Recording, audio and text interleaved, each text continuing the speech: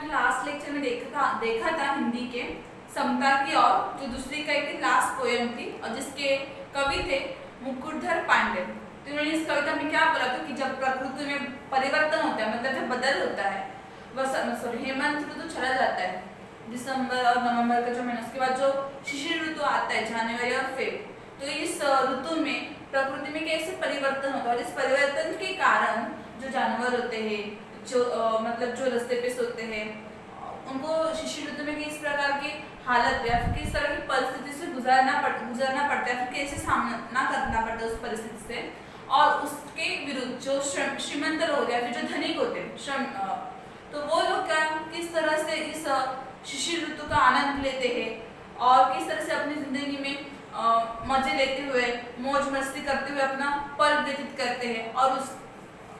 और अपोजिट में जो दीन होते हैं या फिर जो दरिद्र होते हैं उनके लिए तो 2 वक्त का खाना, मतलब सूखी रोटी भाजी का भी अभाव होता है, और जो श्रमिक लोग होते हैं वो हलवा पूरी खाते हैं, दूध मलाई खाते हैं, उनके पास सब सुख सुविधा उपलब्ध होती है उनके घर में।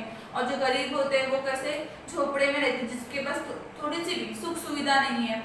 तो एक प्रकार से शिशिर ऋतु मतलब जो धनिक होते हैं उनके लिए फायदेमंद होता है, और जो गरीब होते हैं उनके लिए तो और भी शिशिर ऋतु के दुख पड़ती, दिन रात ठंडी, उस ठंडी से जूझना, पूरा दिन अंग कांपता रहता है ठंडी के कारण, ठंड लगती है ना जाड़े के दिन में, तो वो सब उन्होंने बताया था। तो अब हम उसका स्वाध्याय देखते हैं इस लेक्चर में। तो स्वाध्याय में हमसे उन्होंने क्या पूछा है, तो फर्स्ट क्वेश्चन है कि सूचना के अनुसार कृति कीजिए। उसमें पहला है कृति पूर्ण कीजिए शिशिर ऋतु में हुए परिवर्तन, मतलब जब शिशिर ऋतु चला आता है तो कौन से परिवर्तन होते हैं। उसमें उन्होंने 2 पार्ट्स में पूछा है बाइफर्केशन की, प्रकृति में क्या परिवर्तन होता है और धरती पर क्या परिवर्तन होता है। तो प्रकृति में कैसे परिवर्तन होता है, और इसका आंसर आपको फर्स्ट लाइन में मिल जाएगा। बीत गया हेमंत धान, शिशिर ऋतु आई, प्रकृति हुई देवतीहीन, अवनी में कुंजटिका है छाई। कुंजटिका मतलब धुंध, जो फॉग, जो हर जगह छाया रहता है। तो क्या बोलते हैं कि जब हेमंत ऋतु चला जाता है, बाद में जब शिशिर ऋतु आ जाता है, हेमंत ऋतु का भाई, धान मतलब भाई जब आ जाता है तो प्रकृति में कौन सा परिवर्तन होता है, तो प्रकृति में द्युतिहीन हो गई। द्युतिहीन मतलब शांत रही, हर जगह सिर्फ शांतता और उसकी जो शोभा होती है वो सब चली जाती है, या फिर कांति रहित भी इसको बोल सकते हैं। तो प्रकृति जो होती है वो द्युतिहीन हो जाती है, मतलब उसमें कुछ शोभा नहीं रहती। और जो धरती पर क्या होता है, धरती पर हर जगह कुंजटिका छा जाता है। कुंजटिका मतलब हर जगह जहाँ पर आपको नजर देगी तो उधर फॉग दिखाई देता है या फिर जो धुंध दिखाई देती है वो। फिर नेक्स्ट क्वेश्चन है कि जीवन शैली में अंतर स्पष्ट कीजिए। हमको डिफरेंस बताना है उनकी जीवन मतलब लाइफस्टाइल, जीवन शैली मतलब लाइफस्टाइल। तो धनी लोग और दरिद्र लोग, दीन दरिद्र, उनकी लाइफ में क्या डिफरेंस है उन्होंने पूछा था। तो इसकी लाइन से धनियों के है मौज रात दिन है उनके पोबर मतलब लाभ का अवसर, और दीन दरिद्रों के मध्य मतलब जिम्मेदारी ही पड़े शिशिर ऋतु सुख सारे। मतलब वो क्या बोलते हैं कि शिशिर ऋतु में जो लोग धनिक होते हैं उनकी बहुत मजा होती है, उनको इस शिशिर ऋतु में आनंद का या फिर लाभ का अवसर मिल जाता है, वो अपना मतलब जो पल होते हैं वो खुशी से बिता सकते हैं धनिक लोग। और अपोजिट में गरीब लोग क्या करते हैं, उनके मध्य सारे शिशिर ऋतु के दुख पड़ जाते हैं, मतलब उनको शिशिर ऋतु में कोई भी सुख का अवसर प्राप्त नहीं होता, सिर्फ दुख और दुख। तो वही फर्स्ट पॉइंट है हमारा कि रात दिन मौज आनंद मिलता है धनिकों को, और जो दिन दरिद्र है उनको ये शिशिर ऋतु के सारे दुख मिल जाते हैं, रात भर दिन ठंड से कांपना। फिर उन्होंने आगे बोला है वे खाते हैं हलवा पूरी मतलब पूरी, दूध मलाई ताजी, इन्हें नहीं मिलती पर सूखी रोटी और भाजी। मतलब जो धनिक लोग होते हैं उनको ठंडी के मौसम में हलवा पूरी खाएंगे, दूध मलाई मतलब जो दूध के पदार्थ होते हैं वो खाने को मिलते हैं ताजे। लेकिन जो गरीब लोग होते हैं उनको 2 वक्त का जो सूखा रोटी भाजी होता है उसका भी अभाव होता है, मतलब अगर मिल गया तो खाने का, अगर नहीं मिला तो वो उनका फास्ट हो जाता है, एक दिन का पूरा उपवास हो जाता है। तो वही सेकेंड पॉइंट है कि हलवा पूरी दूध मलाई का भोजन मिलता है धनिक लोगों को, और सूखी रोटी और भाजी का अभाव मतलब कमतरता होती है गरीब या फिर दीन दरिद्र के पास। फिर उन्होंने आगे भी बोला है कि आप ये भी लिख सकते हो एक्स्ट्रा अगर पूछा हुआ थर्ड पॉइंट, तो सुख से रंगीन कीमती ओढ़े शाल दुशाले, पर इनके कंपित बदनों पर गिरते हैं नित पाले। तो क्या जो धनिक लोग होते हैं वो ठंडी के मौसम में कीमती या फिर मूल्यवान महंगे महंगे शाल लेके सो जाएंगे, तो उस शाल की वजह से उनके ऊपर जाड़े का या फिर जो ठंड होती है उसका कुछ अभाव नहीं होता। और इसमें आएगा फिर दीन दरिद्र में कि पर इनके कंपित बदनों पर गिरते हैं नितरपात, मतलब जो गरीब लोग होते हैं उनके कंपित मतलब कांपते हुए बदन पर हमेशा क्या पाल मतलब बर्फ के छोटे छोटे सूक्ष्म कण, मतलब सदा, मतलब इनके जो पहले बदन कांपता होता है उसके ऊपर और बर्फ के छोटे छोटे सूक्ष्म कण गिरते हैं। तो थर्ड पॉइंट फिर आगे भी है, वह सुख साधन से पूरी पूरी मतलब परिपूर्ण सुघर सुंदर घरों के वासी वासी मतलब उस घर में वो रहते हैं। इनकी टूटे फूटे छाई सदा उदास है। तो जो धनिक लोग होते हैं इनके घर में मतलब जो शिशिर ऋतु के वक्त जो एक घर में रहते हैं वो बड़े बड़े घर होते हैं, उनके घर में सारी सुख सुविधा प्राप्त होती है। लेकिन जो गरीब होते हैं उनके पहले से घर टूटे फूटे होते हैं, झोपड़ियों में रहते हैं और उनके घर में कौन सी भी सुविधा आपको उपलब्ध नहीं मिलेगी। हाँ, तो ये 4 पॉइंट अब इसमें लिख सकते हो। इन दो है तो फिलहाल 2 ही लिखा है, थर्ड फोर्थ आप खुद से लिख सकते हो। नेक्स्ट क्वेश्चन है कि अंतिम 2 पंक्तियों से मिलने वाला संदेश लिखिए। तो लास्ट 2 लाइन से उनसे हमको क्या संदेश मिलने वाला है वो उन्होंने पूछा था।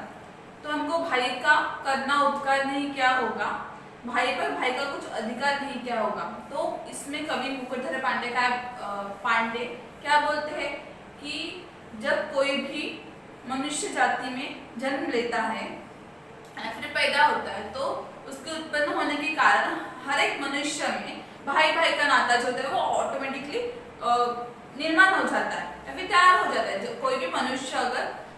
कोई भी अगर मनुष्य जाति में जन्म लेगा या फिर उत्पन्न होगा तो उसमें ऑटोमेटिकली भाई भाई का या फिर भाईचारे का जो रिश्ता है वो तैयार हो जाएगा। तो इसी के कारण वो बोलते कि हर एक भाई का अपने मतलब जो मनुष्य है हर एक मनुष्य में अपने तुम्हारा मेरे को मतलब जो भाई भाई होते हैं उनका एक दूसरे के ऊपर अधिकार होता है जो भी मनुष्य जाति में। तो इस अधिकार के कारण अगर हमारे एक दूसरे के ऊपर भाई भाई का अधिकार है या फिर थोड़ा बहुत भी अधिकार है तो हमारे मन में उस भाई के लिए उपकार की भावना भी होनी चाहिए। उपकार मतलब उसके मतलब जब भी उसको मदद चाहिए तो मदद करने की एक भावना, सहकार्य वृत्ति हमारे अंदर भी होनी चाहिए। अगर हमारे बीच में भाई भाई का अधिकार है तो उस अधिकार के कारण हमारे दिल में उस भाई के लिए उपकार की भावना भी होनी चाहिए और हमें हमारी तरफ से उसको मदद भी करनी चाहिए। और वो इस 2 मतलब लास्ट की जो 2 लाइन से उससे वो वही बताना चाहते हैं हम जो मनुष्य है उसमें भाईचारे का रिश्ता है और भाईचारे रिश्ते के कारण उन भाइयों का एक दूसरे के ऊपर अधिकार है और अधिकार है तो आपके दिल में उस भाई के लिए उपकार की भावना मतलब मदद करने की भावना भी होनी चाहिए। और फिर उन्होंने लास्ट में पूछा है विश्व बंधुता वर्तमान युग की मांग विषय पर 80 से 100 शब्द में निबंध लिखिए। तो निबंध लिखना है कि विश्व बंधुता पूरा मतलब जो विश्व है उसमें बंधुता भाईचारा का एक रिश्ता होना चाहिए। यही वर्तमान युग मतलब जो फ्यूचर होगा उसकी मांग है या फिर डिमांड है। इसके ऊपर तुम्हारा क्या मत है उसके ऊपर तुमको 80 से 100 वर्ड्स में निबंध लिखना है। इस लिखने तो तुम उसमें थोड़ा अच्छे पॉइंट्स भी लिख सकते हो, थोड़े बुरे पॉइंट्स भी लिख सकते हो। मतलब जो हम डेवलपमेंट करते जा रहे हैं हर कोई मतलब पहले अगर तुमको एक देश से दूसरे देश में जाना होता था तो बहुत टाइम लगता था। जब एरोप्लेन्स नहीं थे तो मोस्ट ऑफली लोग शिप से जाते थे बाय मतलब वाटर बेस्ड से। तो क्या होता था बहुत टाइम लगता था। फिर डेवलपमेंट हुई, मोबाइल फोन्स, लैपटॉप्स, कंप्यूटर हर एक चीज़ तैयार मतलब डेवलप होने लगी।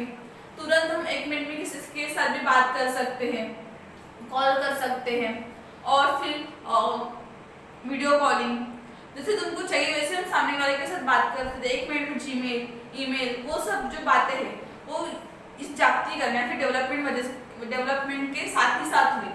पर इस प्रगति के साथ साथ भी कुछ लोग ऐसे होते हैं कि इस प्रगति का बुरे कामों के लिए यूज करते हैं। मतलब अणुबॉम्ब करना हमने देखा था कि किसने जापान और हिरोशिमा और नागासाकी के ऊपर किसने 2 अणुबॉम्ब डाला था और वो पूरा मतलब उसकी वाट लगा रही थी उस शहर की और उसका इफेक्ट उस शहर में आज भी दिखाई देता है।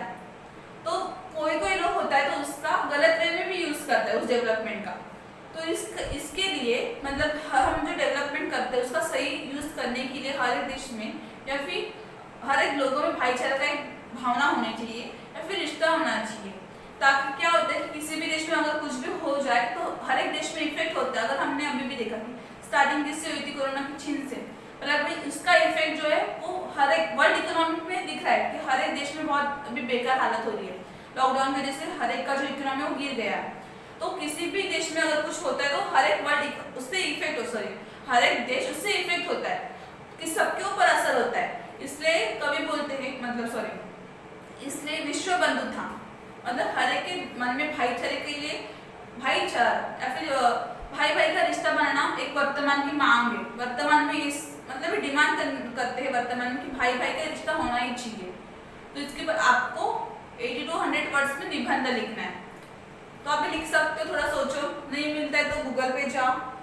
और निबंध लिखते समय किसी भी चीज को डायरेक्ट शुरुआत नहीं करते। अगर तुम अच्छी बात मतलब थोड़ा सा बता रहे डेवलपमेंट कैसे हो तो फिर उसके अच्छे फायदे बताओ कि उससे क्या हो सकता है, और उससे डेवलपमेंट की वजह से फिर नुकसान क्या होते हैं और उस नुकसान के कारण हमें भाईचारा चाहिए वर्तमान के युग में, वो हमको लिखना है। तो इसमें आप अपना स्लोगन मतलब थोड़ा कवि मतलब 4 लाइन्स की पंक्तियां 2 लाइन्स की पंक्तियां जो इस निबंध से रिलेट करते हैं वो भी आप लिख सकते हो। अगर तुम गूगल में जाओगे और टाइप करोगे विश्व बंधुता के ऊपर कुछ कवि या फिर स्लोगन्स तो आपको उसके ऊपर बहुत सारी लाइन्स या फिर पोएम्स मिल जाएंगी। और जो पंक्तियां होती हैं एक्चुअली वो निबंध में लिखने के कारण जब वो रीड करता है तो थोड़ा उसको अच्छा लगता है और थोड़ा अट्रैक्ट भी करता है पढ़ने वाले को। इसलिए अगर हम पंक्तियां डालते हैं तो वो बहुत अच्छा होता है, पढ़ने वाला भी खुश हो जाता है कि बंदे ने बहुत अच्छा लिखा है। तो तुम वो भी गूगल में जाके कर सकते हो, थोड़ा बहुत सर्च करने का फिर मिल जाता है फटक से अच्छा कुछ। तो वो पंक्ति जो है अपने निबंध में तुम मतलब स्टार्टिंग में या फिर सेंटर में एंड में किसी भी जगह पे लिख सकते हो जितने तुम कंफर्टेबल होते हो।